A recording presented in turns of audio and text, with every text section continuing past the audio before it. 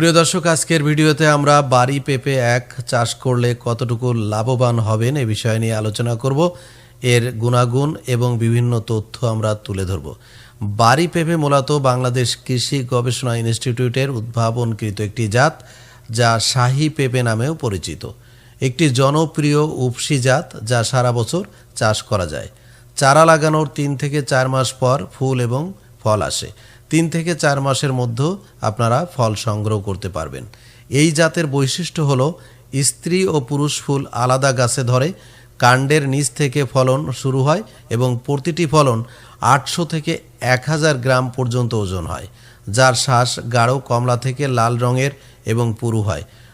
এটি উচ্চ ফলনশীল, হেক্টর প্রতি 40 থেকে 60 টন পর্যন্ত উৎপন্ন হয় এবং রোগ প্রতিরোধ ক্ষমতা সম্পন্ন, বিশেষ করে অ্যানথ্রাকনোজ এবং ভাইরাস রোগ সহনশীল হয়, চাষের জন্য খুব উপযোগী।